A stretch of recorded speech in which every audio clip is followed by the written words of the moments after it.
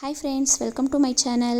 இன்னைக்கு நம்ம என்ன ரெசிபி பார்க்கலாம்னா ஒயிட் சந்தகைக்கு சூப்பரான டேஸ்டான தேங்காய் பால் நாட்டு சக்கரை போட்டு எப்படி செய்யலாம்னு பார்க்கலாம். வாங்க வீடியோக்குள்ளே போகலாம். ஃபர்ஸ்ட் ஆல்ரெடி நான் ஒயிட் சந்தகை எப்படி செய்யுதுங்கிற ரெசிபி வீடியோவாக போட்டிருக்கேன், பார்த்துக்கோங்க. ஃபஸ்ட்டு ஒரு தேங்காய் நல்லா துருகி எடுத்து வச்சுக்கோங்க. ரெண்டாவது அதை ஜாரில் சேர்த்து தண்ணி சேர்க்காமல் கொரகொரப்பாக அரைச்சிக்கோங்க.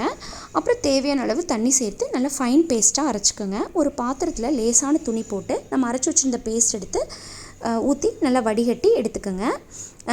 வடிகட்டி எடுத்த பால் ஃபஸ்ட்டு பால் அப்படிங்கிறதுனால நீங்கள் லைட்டாக தண்ணி சேர்த்துக்கோங்க. தண்ணி சேர்த்துட்டு அந்த பாத்திரத்தை எடுத்து அப்படியே அடுப்பில் வச்சுக்கோங்க. தேவையான அளவு நாட்டு சக்கரை சேர்த்து சக்கரை கரையை வரைக்கும் கலந்துடுங்க.